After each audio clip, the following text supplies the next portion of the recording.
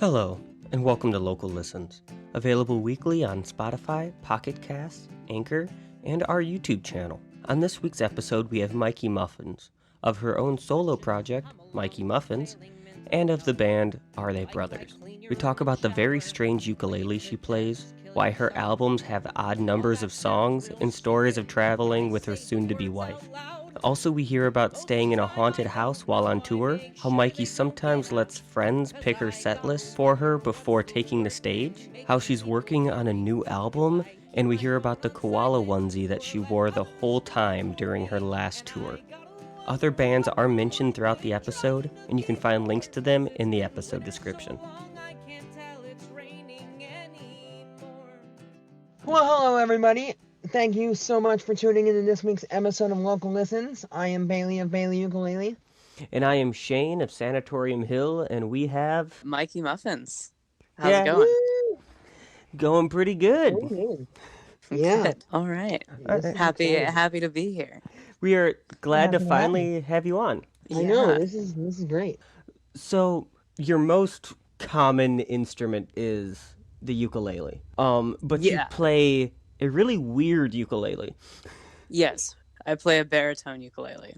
Okay, and the one you play most frequently, at least what I've seen in shows, is a full electric ukulele. You can't play it acoustically. Yeah, well, actually, you can. It is designed to be able to plug it in and not get a lot of feedback, like a lot of electric acoustics do. If you plug in an electric acoustic and turn it up real loud, it's more than likely going to feedback. It is, I think, technically still an electric acoustic. It just doesn't have the hole in it, so it doesn't give you like any feedback. But you can totally play it when it's not plugged in. It's just like the tiniest bit quieter than a regular acoustic instrument. Okay. It's also the strangest looking ukulele I've ever seen in my life. Me too. Yeah, totally. Yeah. I when I was looking for a new instrument, I did a lot of shopping around and I saw that one and was like, okay, I'm going to have to save every single bit of money I have to get one of these. And I actually ordered it from like a little music shop in Hawaii, and they were like on the phone with me back and forth, setting it up, all the specifications and stuff. It's the nicest instrument I've ever owned. It's pretty great. Wow. Yeah. That's a lot of like technical, like fancy ukulele, man. Yeah, it's pretty cool. My only real problem with it is, it does have a downside. One knob, just volume, no tone knob. So unless, if I had to actually I had to get an amp that I could like control the tone on, because I used to just, every show I played, plug straight through the board, and then you're just like kind of relying on whoever's doing sound at the show to adjust your tone, and I just can't hang. They're nobody knows how to mix a ukulele. It's either going to be like just low end or very tinny. Like, yeah, most of the time it's just all high end, and I'd have to like tell people right off the bat, just like turn the high end way down, turn the low end way up, which then it also, you risk sounding pretty muddy. But that's all just preferences. Yeah. It's nice to have your own control over it, though. Yeah. For sure. How long have you actually been, like, playing music? Like, just music in general? Yeah. I don't really know that there was a time that I wasn't playing music. I mean, as far as my memory goes, I think as soon as I could pick up an instrument, I was at least making noise on them. I was brought into a really musical family, so there were just always instruments around. And when you've got like a tiny child and a bunch of instruments around, I guess it's fun to put instruments in their hands and see what happens. Because there's like videos of me as like a baby strumming on guitars and stuff. That's awesome. But I don't have any idea like when that actually formed into some sort of cohesive, like, actually playing music rather than just like pretending to play music. But a lot of noise artists out there that might just say, I've been playing music forever. Yeah. I think I still need to figure out how to actually play music. Oh, I feel that. Oh yeah. It's an ongoing process. Yes. of like you learn as much as you can and then you plateau and then you're like, wow, everything I do is garbage, and then you give up for a You minute start and again then from you scratch. yeah, then you go back to it and then you learn a little bit more and you're like, hey, I'm getting pretty good. And then it's right back to everything sucks, and Yep. it's just a vicious cycle. Yeah, and then you look outside what you normally play for inspiration, and then you hear like modern pop songs, and you're like, oh, so that's how they're writing music now. Oh, fuck. Yeah. Yeah, totally. I've been thinking a lot about like I don't know, starting to I'm working heavy air quotes working on a new album right now, and sort of kind of figuring how to take some inspiration from like modern pop music, but I haven't quite figured it out yet, but Mm. I'm going to try, cuz there's something to it. Like it's a lot of it is absolute trash in my opinion, and some of it's not trash, but there's like a formula there that, it makes people feel good when they hear it. Oh, I I want to agree. crack that code. oh yeah. Yeah. Something about repetitive choruses. Yes. Yeah. Like, if you say the chorus half of the song, it's a good Yeah, song. that's one way Yeah. to do it for sure. Yeah. And then it just gets stuck in your head, and it's Ugh. Yeah. that kind of torture where you you hate the It's an song but you love earworm. it. Yeah. Yeah. Yeah. Yeah. I always wanted to work are you familiar with the millennial whoop? I vaguely. Yeah. I always wanted to work that into one of my songs just because it's the whoa. It's like that's literally all it is, Yeah. and it goes all the way back to I watched this video on it a while ago, and it goes all the way back to like Beethoven's Fifth. It has something to do with the space in between the notes. I'm completely forgetting my music theory terminology here, but when you hear that, it instantly like fires something off in your brain that like makes it familiar, and makes people latch onto it and love it. Huh. Huh. I could see Yeah. you working that in. Yeah, Yeah. it would be it would be pretty easy, I think, but I just haven't Yeah. gotten around to it yet.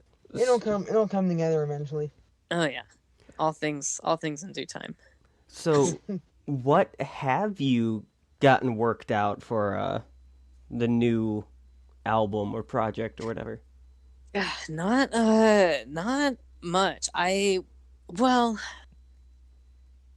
for me putting together an album is like always a constant. It's always like, wow, I have so much done and I have done nothing at the same time. Uh I I Yeah, I I feel that. have like a pretty sturdy list of songs that I'm gonna put on it. I'd like to like get a couple more on there just personally, and then Gotcha. I don't, without giving like too much away about it for anybody who might actually be interested in it, I am like kind of using a different process and a different method of like getting arrangements together and stuff. With my last album, that was the first time that I actually recorded like full arrangements.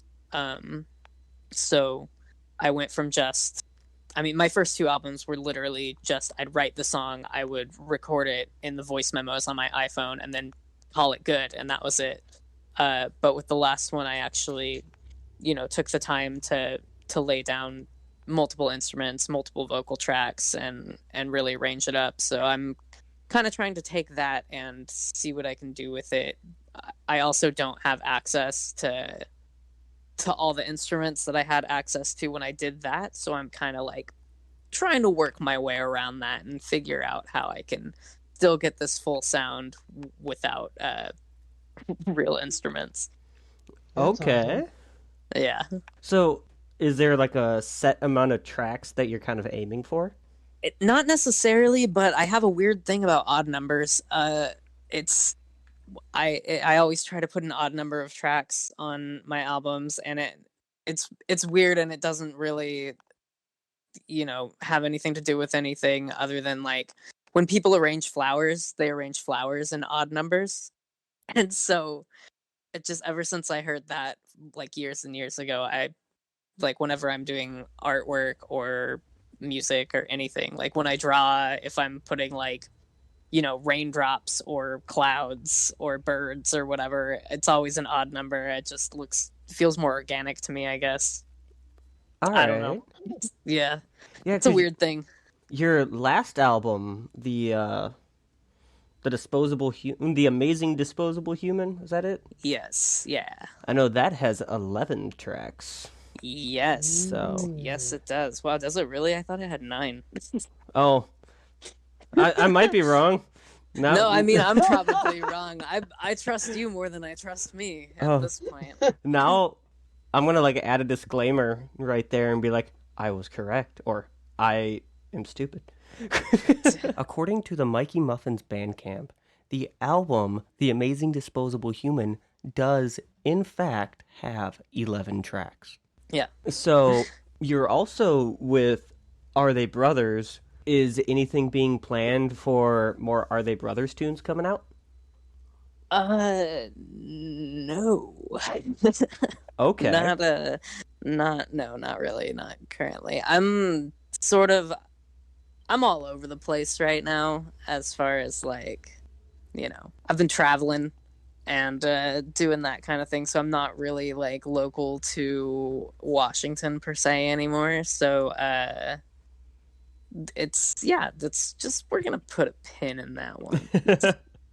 All right. As far as that goes. Yeah. Yeah, you did do a lot of traveling in like the last year. Yeah, it's ongoing. Nice. Yeah. Where are you currently at? In Tacoma. Oh, okay. Right now, but you know, you caught me on a Tacoma day, but about to head towards Montana in the next couple days. Just getting my second Fauci ouchie tomorrow, and then after that I'll be fully vaxxed and rearing to go. Nice. And you were engaged. I saw you posting about trying to make money to have everything like finalized and have the wedding and everything. Has that happened yet? Nope, still engaged. Okay. Yeah, for what day is it? I don't know, for like a few more weeks. Okay. And then the wedding will be on the 19th of June. Okay. So, I knew it was coming up, so I didn't want to be like, "Oh, you're engaged," and you'd be like, I got married like a couple days ago." What the fuck? Yep. You got it. Yeah, we're doing it in the Upper Peninsula of Michigan, so that'll be cool. Ooh, that is a beautiful area. Yeah, it'll be on Lake Superior. Nice. Yep. Well, congrats. That's really exciting. Thank you very much. It's very exciting. I feel like in this time, it's nice to have those moments where you can feel happy, because a lot of people aren't as happier in this time of COVID, and so it's cool that, you know, you're getting married, and like that's a happy thing we can think about, not think of the negative thing, which is nice. Yeah, for sure. It was with my fiance that I started traveling, and we took off last year. We were really safe about it. As a disclaimer, we are never around people. We usually either are living in the woods or in the desert, where there is nobody else around. So, you know, it's not like we're hopping from city to city and like visiting friends or anything. Just to reassure you everything's COVID safe. But when we took off, that was sort of what it was about. I mean, we were living in a basement. There were very small windows that didn't really let any sun through, and then we got locked down and locked in there, and you know, things kind of took a weird turn on us. So like for us, like taking off and making the choice to travel was about reclaiming our year, and you know, what would have otherwise been a ultimately really depressing year was actually really great for us. Hell yeah. That's awesome. That's amazing. Yeah. Got to make the best out of a truly horrible year. Totally. And you know, also like before before the virus hit, I was in the works of with my buddy Ryan from Bigger Than Mountains. We were planning a 6-month tour, and but then naturally everything hit. You can't tour through a pandemic. Yeah. No. Yeah, so traveling also has sort of scratched that itch as well. Gotcha. Oh yeah. How is Ryan doing? I haven't seen anything from him in a long time. Is he doing all right? Yeah, actually, I saw him yesterday. We went out to the Olympic National Forest and camped for a night out there and just hung out and chatted. He's doing good. He's doing a lot of art stuff and just kind of hanging out with his family, taking care of them and stuff. Awesome. Nice. That is great to hear. He is such a Yeah, wonderful for person. sure. He Yeah, really is. I agree with you. A question that I had on YouTube like years ago, I saw the movie that you made for your tour you went on. I never really got a chance to like ask about the tour, so I just wanted to know like if you had any like crazy tour stories or anything crazy that happened while you were on the road. The last tour I went on, Yeah. the Bigger Than Muffins tour, 2020 Yes. or 2019. Yep. Oh my god. Yeah, the onesie tour, right? Yes. Yeah. Yeah, let's see. I feel like there are a handful of stories from that tour. We stayed in a haunted house in Tulsa, Oklahoma. Ooh. Yeah, we were there for a while, and it was very haunted and just kind of spooky. The person who lived there, it's also a venue. So that's also where we played. But the person Okay. who, yeah, it's a cool place. It's called Barkingham Palace. It's great. But yeah, the person who lived there had all kinds of stories about it being haunted and weird stuff happening. And she had also like set up security cameras and stuff because of all the weird stuff that was happening. And the cameras just kept like catching like orbs and weird floating stuff like that. Whoa. So let's see, there was that. It's really hard to like to think back and pick specific moments out of Right. out of a tour that would be like considered crazy. Yeah. Yeah, but I do remember like all my favorite places. Definitely. Oh, and there was also this kind of fits into the crazy category, I guess, but an insane party happened at that house. That was actually the show that we played, was like their Christmas party, and it was absolutely nuts. It kind of reminded me of like partying in Bremerton. Just except everybody was a stranger. But just a house full of absolutely batshit insane, like the drunkest people you've ever met in your life. That was a good moment. We played at this venue in Knoxville, Tennessee, called the Goat, which I'm pretty sure is still there. I think it survived the pandemic, and I'm really happy for that because it's a really great place. But we played there and had a really great night. It was like a weeknight, and it was like a last minute venue change, and I was like, nobody's gonna come to this show, but it got packed out. People never stopped showing up, and the next night we played in Atlanta. And that was not such a good night, and we ended up like kind of getting shoved down into this basement at the house we were sleeping at, and everybody like partied upstairs. They were like, you guys can just hang out down here, and then like went and partied upstairs. And at one point I was like, what are you guys doing up there? And everybody just got like really quiet. And like, so we were like, okay, that's cool. So then we just like drove back to Knoxville the next day because we had like a gap in between shows, and we were like, hey, that was a really bad night. Do you want to go back to where we had that really good night and just go hang out there? So we did that and just like hung out at the venue. And I drew with pastels at like the person who ran it. And Nice. Yeah, it was cool. Wow. Yeah. I remember my favorite moment when you guys were on tour is when you guys played. Well, it was two. There was one where you guys played in the Chuck, and that was really fun because it wasn't on stage. We were all packed in the bar area, which was really neat because it felt more close and intimate. And then I remember it was that Friday you guys were playing in Portland, and I got a call from Al, or a text I think it was, and he said, "Hey, you want to go to Portland tonight and go see Mikey Muffins play?" And I'm like, "I've got no plans." "All right, come pick me up after work." So he picked me up after work, and we drove down to Portland and saw you play in Portland. And that was fun, because I've never seen a show in Portland before, so that was really neat. Yeah, that Portland show was wild. So when we did that tour, we actually did a full week in Washington before we even left the state, which was, I mean, if you're from Washington and you're going to go on a long tour like that, I highly recommend doing it that way, because, you know, you get to play all these fun shows where your friends have multiple chances to come out and see you, and you can hang out with them. And then also, like, it's a good way to kind of stockpile some cash for when you finally do take off.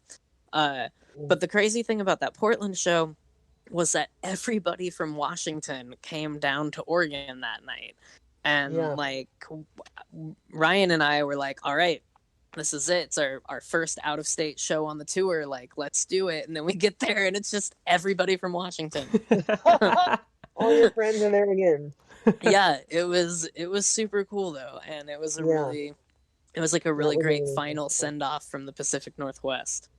Yeah. I will say, if the Bailey mentioned the movie earlier, so for anybody listening, if you want to check it out, just go on YouTube and look up Snapchat Tour 2019, the movie, because I Snapchatted the entire tour and cut it all together into an 1.5 hour long movie. It's so good, man.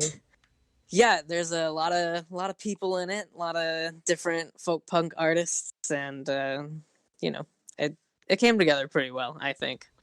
I wasn't able to make it down to the Portland show because I had to work that night. But Bummer. we almost did, and I remember being so jealous because, like, after work, going through Snapchat stories, and then seeing just your Snapchats of you hanging out with Libby afterwards of the Bridge City Sinners, and I was just like, God, that, you know, what? Yeah, that was the first time that I, like, formally met Libby, and she told me I was very special. Aww. You know how on, like, the back of books they have, like, like, oh, New York Times said this. That's gonna be on the back of your album. Libby said I was special. Yeah, actually, that's probably the peak of my career, right Yeah. there. See? Yeah, there's nowhere to go but down from here. That's awesome. Shane, didn't you play the first date of their tour with them? Weren't you on the bill for the first date? Yeah, in Tacoma, yeah. Yeah, in a band that doesn't exist anymore. Yes. That was the Notice Me Senpai show that we played. Yeah, that was. We played 2 shows and we were like, why are we doing this? Yeah. I played that second show you guys played. That was a weird show. Yeah. Notice Me Senpai started as a joke and continued to be a joke, and then we broke up and told nobody about it.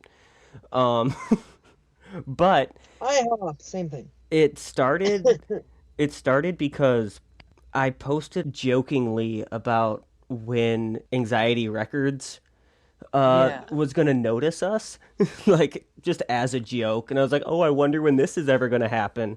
And I posted a GIF of a ghost dancing, and it just said, Notice Me, Senpai, across it. And I was like, yeah, you know, it's a ghost, so it's Sanatorium Hill, you know, that kind of goes together. And then we decided to make that joke into a band. Some of the best bands start as jokes. Yeah. Yeah, it happens. Yeah, it was in weird. Like 10 years, you guys will play like a reunion show, and then you can just put little earbuds out for people, and we'll get the hype going. You know, we'll just pack out a show for a band that existed for a week. Yeah. Perfect. Yeah. I love it. So, speaking of other bands people are in, you have the solo Mikey Muffins, you have Are They Brothers? Are there any other projects or, like, bands that you've been in? In the past, I've been in a handful of bands.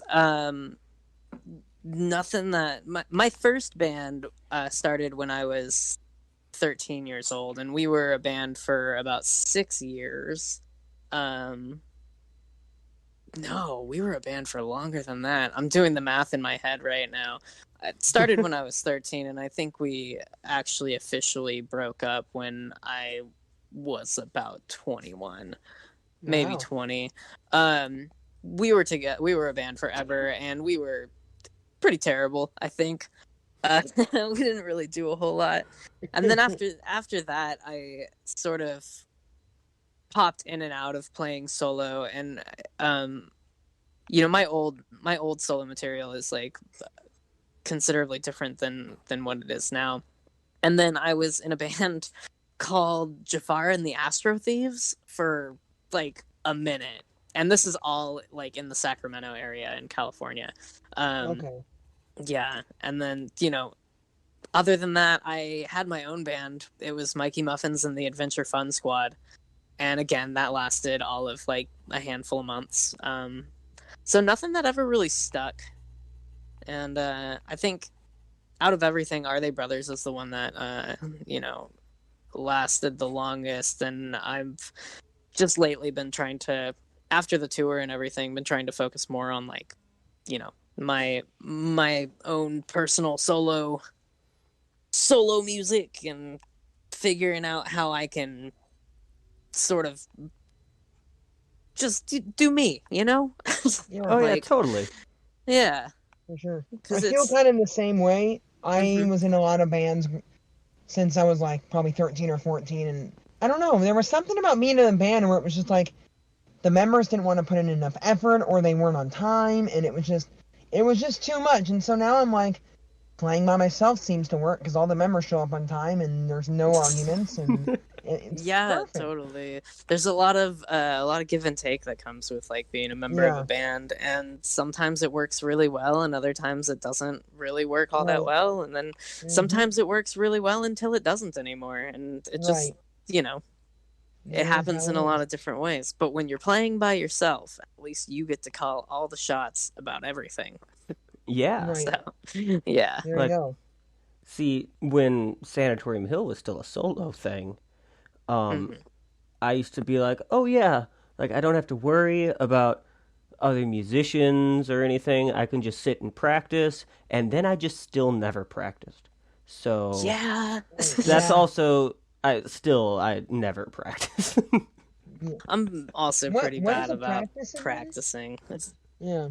That's another thing about being a solo musician though, is that you can kind of give yourself that time to not do anything, and Mm, nobody's pressuring you to like, oh come on, we gotta like let's keep it up, let's keep going. Sometimes you yeah. need those moments of like stepping back away from what you're working on, or like the instrument that you're playing, to take the time to like sit in what you've accomplished so far, so that when you come back to it, then you can go further. Right. It's Oh kind of yeah. For like what sure. we were talking about earlier, that vicious cycle of like Yeah. learning an instrument and being like, oh, I'm getting pretty good at this, and then plateauing and being like, everything is trash, and that whole thing. Right. Yeah. Yeah. Yeah. I totally agree. So I enjoy it. I enjoy that. I mean, I can be hard on myself sometimes, as far as, especially over the last year. I feel like I haven't really done as much as I could or should with music and like writing. But at the same time, I'm trying to just, settle into the idea that it's okay to not do things sometimes. And it's okay that I haven't released an album this year. And maybe I won't. Maybe I won't release it until next year. Yeah. And either way, it'll be fine. Yeah. Everything's on There you your go. own terms, and the world just keeps going. Yeah, that's the key right there, is that the world keeps going no matter what. Yeah. Right. Yep. Well, I'm so excited to hear like new stuff from you, though. I know it's gonna be exciting when it comes. Well, Yeah, are so am I. are you going to have like another set of like 4 or 5 songs that are super short that you only play together, or are you going to add more songs to your list of short songs that you play together?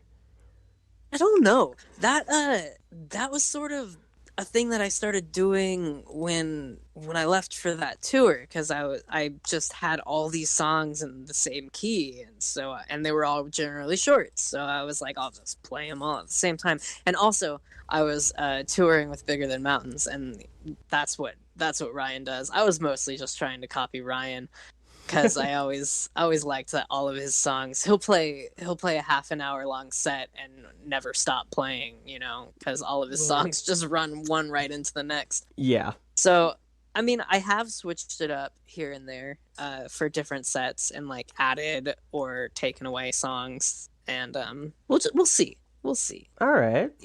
Yeah. Keeping everybody intrigued. Yeah. The possibility is there, but the destination hasn't been set yet. So Right? I mean, most of the time I don't even know until like 10 minutes before when I'm like, oh, I should probably write a set list. So I do the same thing. I'll go to a show and I'm like, yeah, I probably should write it down now, what songs I should play. yeah, That's a good idea. another perk of being a solo artist. Right. I have too much anxiety to do it that way. I've done this too, where like a handful of people that I know will be at a show, and I'll just like hand them my notebook and make them write me a set list. Oh. And then so that way it's a surprise for me. Oh, wow. I Yeah, try that. That'd be fun. that's pretty fun. I've done that for a couple live streams also, where Nice. my partner and my mom were in the other room, and I was like, hey guys, just write me a set list, put 9 songs on it. Like Well, I totally like write a set list like a day or two before and practice it that way, and then like see where I want to do banter, or like where I want to just like go from one song to the other, because I know once I get on stage it's all going to be thrown out the window anyway. But yeah. it like gives me that little sense of like kind of set confidence of like, oh yeah, I know how this is going to turn out. And then at the end of the set, I'm like, that was a lot different than what I expected it to be. And it's either great or it's horrible, but either way I played a show and people probably heard me, so it's fine. Yeah, it's fine no matter what happens. Yeah. I used to do that. I used to write my set lists like a week ahead of time, and then like, but for me, I feel like that just gives me too much time to think about it. Yeah, I feel that. Yeah, and then also at this point I've been playing in front of people for so long, and I've played so many shows that like it's almost a second nature to me. I mean, we'll see once it starts happening again after taking like a year and a half off almost, but we'll see if I can like slip right back into that person who can just talk in front of a bunch of people. Yeah. I'm so excited to start playing shows again. I am also like super nervous about playing shows again. Yeah. I'd like to do a lot of house shows. That's what I'm hoping, that like there's a lot of house venues that survived. Not a big fan of bar shows. Not a big fan of like venue shows in general. House shows are my favorite too. Yeah. I do also 100%. like the venues and bars that feel like the Chuck for me feels sort of like I'm playing a house show in a way. Like there's certain venues where I can go and I'm like, okay, this feels like I'm playing a house show, even though I don't know. Those ones are also kind of neat. That show that you mentioned at the start of the 2019 tour, that was, I believe that was the first time that I ever played in the bar area of the Chuck, which was great, because then it did feel more like that. It, like, everybody's right there in your face. I feel like most of my experiences playing at the Chuck, I was on the stage, which there's that huge gap between the bar and the stage. So I always kind of feel like I'm like, hey guys, how's it going over there? Y'all enjoying your time all the way over there? That's cool. Yeah. I'm just your ambient music for today. Stage. It's like, for a solo artist, it's such a big stage. Like, I don't know what to do. Like, do I run around? I don't know. Like, I get so confused. Like, I'm used to playing smaller stages, and this one is like, this is a stage that could probably hold like a 7 to 8 piece band, and now here's one person with a ukulele. Yeah, right. If I'm ever like picked to play the Chuck again, I'm gonna ditch the kick drum and just get one of those like foot tambourine things, Oh, and I'm just gonna walk around my entire set. nice. Yeah, that's one way to do it. You heard it here Yeah. first. That's going to happen. I'm doing the same thing. That sounds smart. You know, I really respect the Truck Bed Boys for what they do at the Chuck, because they figured out the algorithm over there. Playing on top of the bar, like that's smart. Well, they basically live there, so, Yeah, this is true. But I remember when Shane and I played the Chuck 2019 actually for Halloween. We played a song in the bar area. We hopped up on the bar mid-song. Yeah, it was weird. It was a good time. Hell yeah. It was fantastic. It was a pretty And then we good. went to Denny's afterward. It was fantastic. Yeah, we went to Denny's after. That was like our tour thing. Like everyone on tour, I feel like has like a thing that they do. Like for your tour, Mikey, it seemed like it was the onesie. Ours was Denny's. Yeah, we just went to Denny's all the Every time. tour show, we'd go to Denny's. I don't know why, but that just happened to be a thing, and we love it. It was a nice like, cheers, we did it, guys. Like. Definitely was the onesie. I still have that onesie. It is disgusting. I have not washed it, and I refuse to wash it. It's got 2 months of tour on it. Museum one day. Yeah. That sounds perfectly crusty. I thought about I thought about getting it taxidermied. Oh God! And just getting it taxidermied so I could prop it up in like the corner of a room or something, Yeah. Yeah.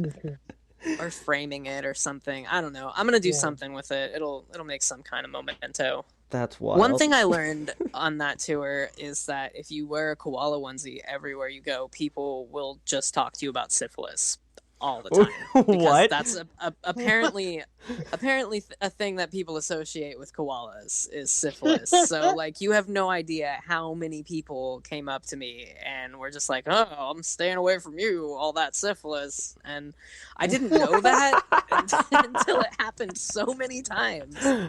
Wow. Little tidbit of science info there. Shane, don't buy a koala onesie. That just blows me away. How is this connected? I need to do research. I guess koalas have syphilis. I guess a lot of them do. They're very promiscuous little marsupials. Just contract it real easily. I mean, this is just what I've gathered from 2 months of wearing a koala onesie. Right. Okay. Yeah.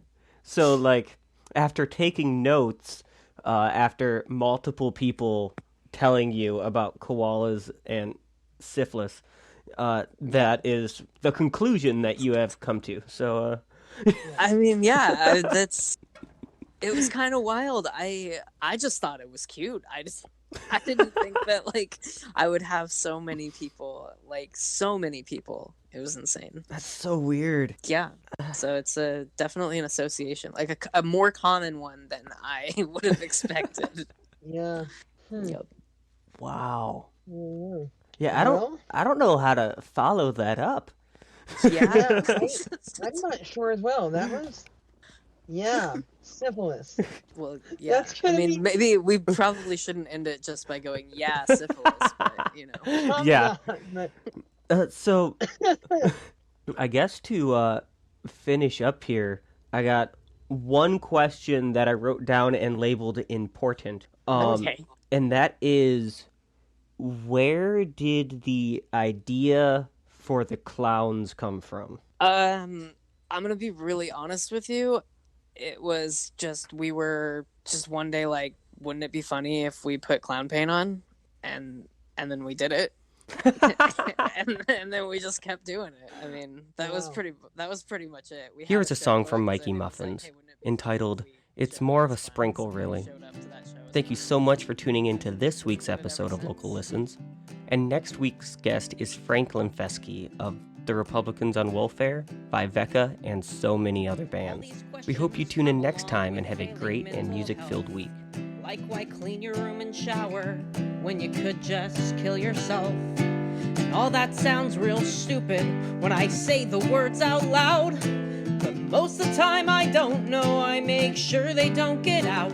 'Cause I gotta wonder what's the worth in making people worry Do I keep my phone on silent or let others do it for me? And I gotta wonder what's the worth in trying to keep warm, 'cause it's been winter so long I can't tell it's raining anymore. I could be somebody's sweetheart if my heart wasn't so bitter. And you know I could be healthy, but Ma didn't raise no quitter. And I could cover up the ink that you left pushed under my skin and claim it as an exercise in life's impermanence. But I gotta wonder what's the point in letting go what's left. I could take you off my shoulder, but you'd never leave my head. And I gotta wonder what's the calm and which part is the storm, 'cause it's been winter so long I can't tell it's raining anymore.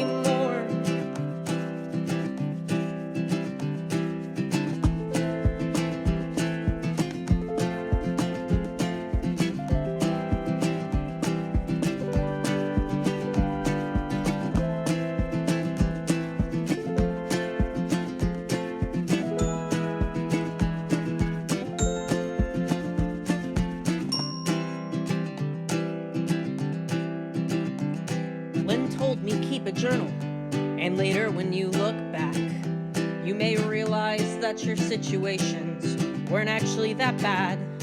But now I've got a book where each page hurts more than the last, and a myriad of reminders why the past should stay the past. And I will keep those memories buried in the trees off Highway 7, hoping once they get to rotting, maybe I can get to living.